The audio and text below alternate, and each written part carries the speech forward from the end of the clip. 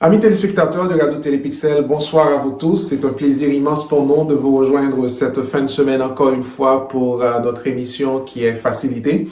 Facil-It, c'est l'émission où l'on parle de technologie, de tout ce qui se passe dans le secteur, dans l'industrie des technologies. Et comme l'on dit toujours, les étudiants, ce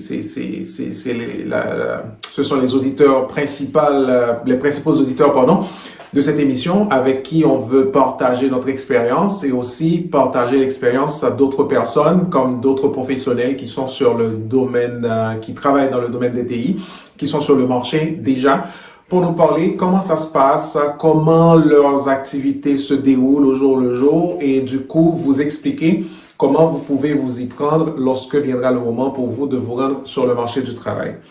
En ce sens, aujourd'hui, on va recevoir une invitée spéciale avec qui on va parler de son expérience. C'est une ingénieure de formation. C'est quelqu'un avec une expérience en méthodologie agile. C'est quelqu'un avec une expérience en fintech. Mais avec elle, on va surtout s'accentuer sur la gestion de produits, product management et puis un peu d'agile. On va parler de ça et elle va aussi nous parler de son expérience. Donc, c'est un plaisir de la recevoir sur cette plateforme. Son nom, c'est Natasha Vitale. Salut Natasha, I'm very happy to receive you tonight in Facil-It. How are you tonight? Hi, I'm happy to be here. Thank you for having me. Let me take time to thank you to create time to participate with us in that show, and then thank you again for sharing your experience with my audience. Natasha, tell me about you as a professional. Who are you as a professional? So, as you mentioned, I am an industrial engineer by education. I recently obtained my full license to actually practice as an engineer from the Order of Engineers of Quebec. So I am considered a fully fledged engineer now. I actually work in technology and innovation at a financial institution, and I've been working with the same company for over 7 years now.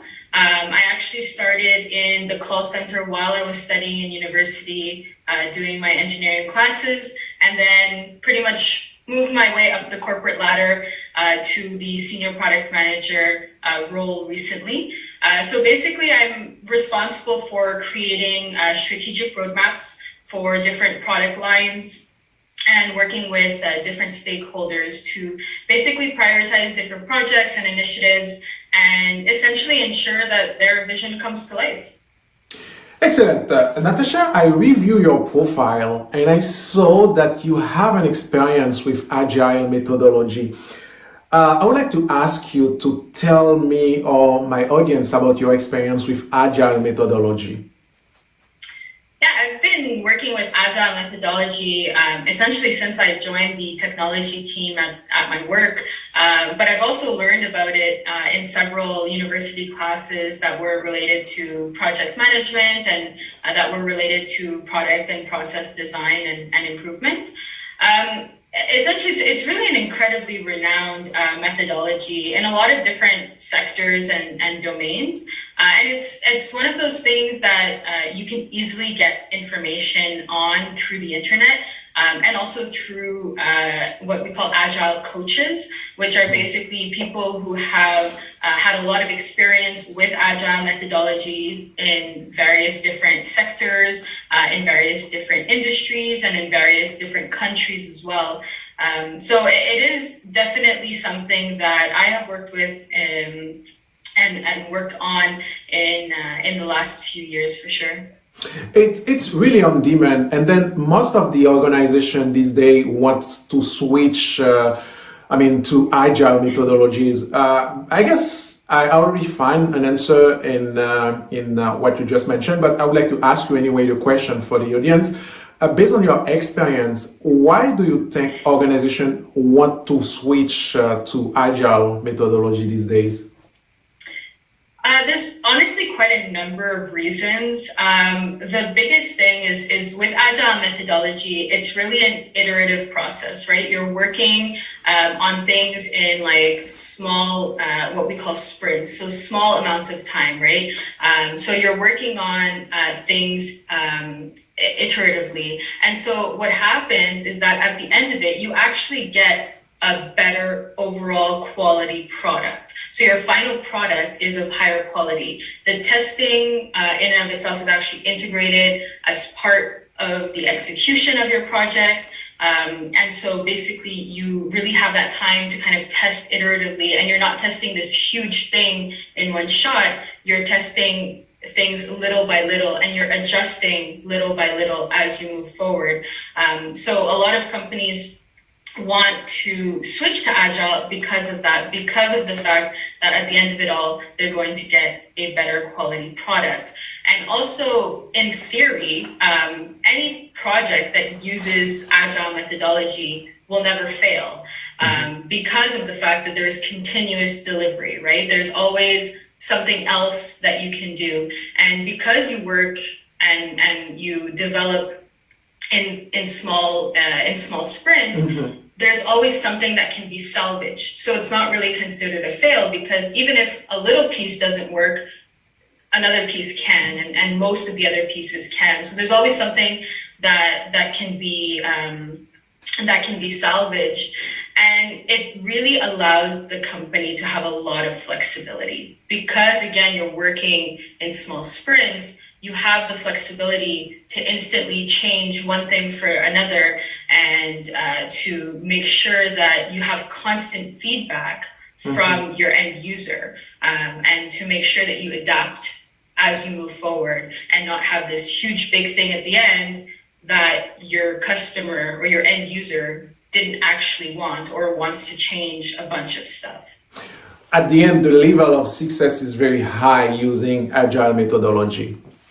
Exactly. Cool. I know there is a principal role in Agile methodology, which is the PO, the product owner. So what can you tell us about that principal role? What is the principal activities of the product owner in that process? So at the basic level, the PO is really the person who is responsible for maximizing the value of the product.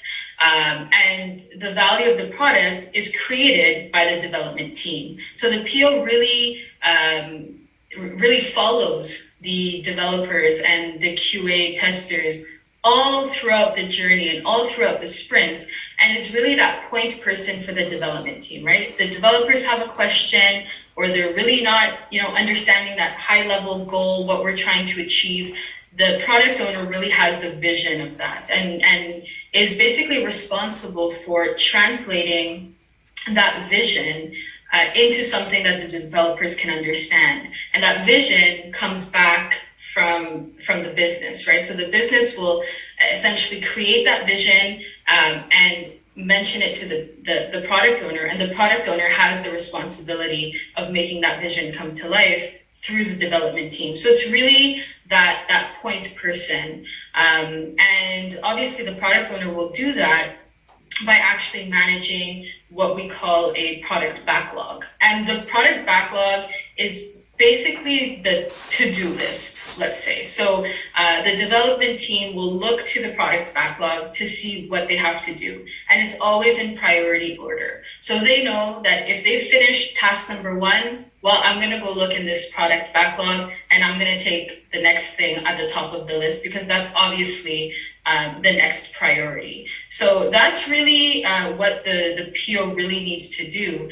And really with all of this is juggling a bunch of different things, right? The scope, the budget, the time, all of that needs to be juggled to make sure that at the end of it, you're delivering something that the business wants and that your end user wants. It's a kind of management at some point as well, we can say.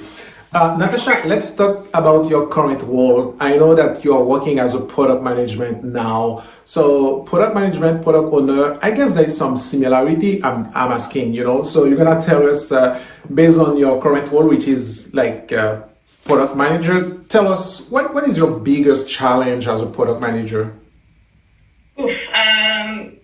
Honestly, I think The biggest challenge as a product manager is really trying to make everyone happy, right? So I work with a lot of different stakeholders, and everyone needs or wants something done, right? It's just how business works. It's how the industry works, and it will happen in every single industry. You will have different stakeholders from different teams who want different things, and they want it now. And so the hardest thing is to make sure that they are happy, while you also make sure that the vision and the strategy of the organization as a whole is maintained. So when I build my product roadmaps, I mean, they're ultimately dynamic, right? They always change. They can change at any time. It's not set in stone. But obviously we don't have infinite resources, right? We don't have infinite developers, infinite QA testers. So what happens is you actually have to prioritize certain initiatives over others. And you get into sometimes conversations with your stakeholders to explain to them, why something is prioritized over their project, et cetera. So really finding that happy medium is the most important thing, but it's also the biggest challenge. Mm-hmm. And to ensure that your stakeholders understand why a certain initiative was prioritized over another is really something very important. And it's another good communication skill that product managers absolutely need to adopt. Excellent. Very, very interesting. I really want to ask you that question. This is a question that I always ask to all my guests, because we know we are in a pandemic season now. Can you tell me how the COVID-19 changed your way to work as a professional? Yeah, I mean, I've been working from home ever since it started. So it's been, a little over a year now.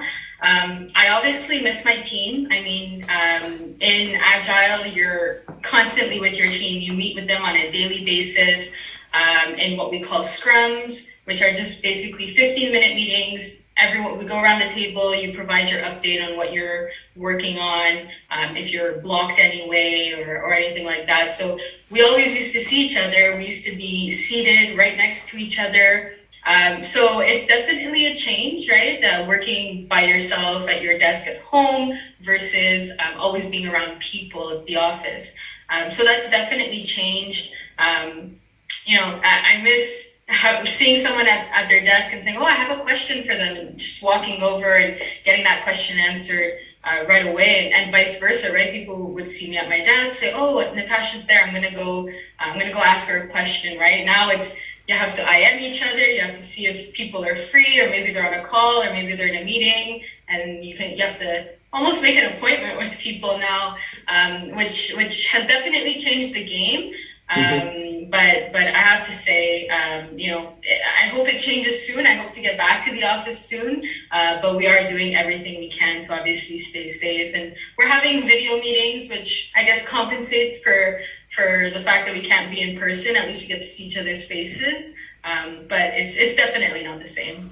Very happy to hear you, saying that you would like to come back to the office. You are not alone in that side, because we become tired in that mode now. But the good thing is, based on the power of the internet, of the power of the technology, we are able to continue to work. Even if we are not thinking it was not possible at the beginning of the pandemic, but now we go over a lot of things during that pandemic. So, the students are the big audience of that show. So if you are here today, I would like you to share with my audience some advice to let them know success is possible. What is your advice for our students who will listen in that show tonight? You know what? It's super cheesy, but I'd have to say that you really need to follow your dream and your passion. The one thing you should be in life is happy. And so you really need to find that niche and just roll with it.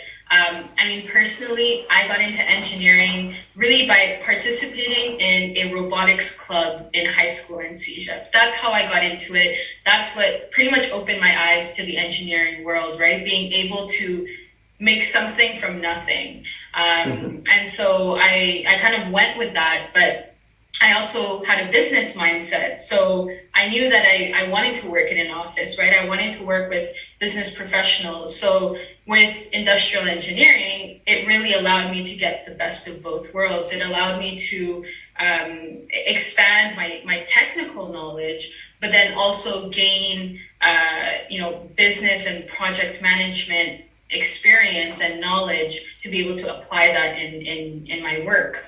So that really helps me to be a good product manager, because I can understand what the business wants, what my end user wants, but then I can also translate that to something my developers can do or can create. So I have to say that really there's a position for everyone and there's a job for everything. So even if you think that what you want to do doesn't exist because it's just so far-fetched and far out there, it's not necessarily true. I think that there is something that you can do with what you like to do. So I honestly, it's just, love what you do, find what you love, and just work towards that. Excellent. Thank you, Natasha, for your time, for sharing your experience with my audience, and I wish you success in your career. Thank you for having me, and good luck to everyone. Thank you. Mesdames et messieurs, c'était Facil-It. Facil-It, c'est l'émission que l'on vous présente toutes les fins de semaine pour vous parler de technologie numérique, de comment ça se passe dans l'univers des TI. Aujourd'hui, c'est avec plaisir que l'on a discuté avec Natasha Vitale, ingénieure de formation et qui travaille comme étant Product Owner, qui nous a parlé un peu de ses activités en tant que Product Owner, ses responsabilités, ce que ça demande pour être un bon Product Manager, pardon. Mais elle nous a aussi parlé du Product Owner qui est un rôle, une responsabilité que l'on retrouve dans la méthodologie Agile, avec qui on a discuté, de quoi on a discuté avec elle aussi. Et puis elle nous a expliqué, selon ses expériences, pourquoi certaines entreprises de nos jours veulent se tourner vers cette méthodologie, parce qu'il y a une facilité qui leur permet de délivrer avec une certaine facilité, avec un taux de succès beaucoup plus élevé, vu la façon dont le travail est organisé. Merci pour votre audience. Mon nom c'est Clément Calvert. L'émission c'est Facil-It, présentée par le groupe Facil-It, réalisée par Tony Productions pour le compte de Radio Télépixel. Je vous souhaite de passer une excellente fin de semaine et on vous donne rendez-vous pour la semaine prochaine. Bonsoir à vous tous.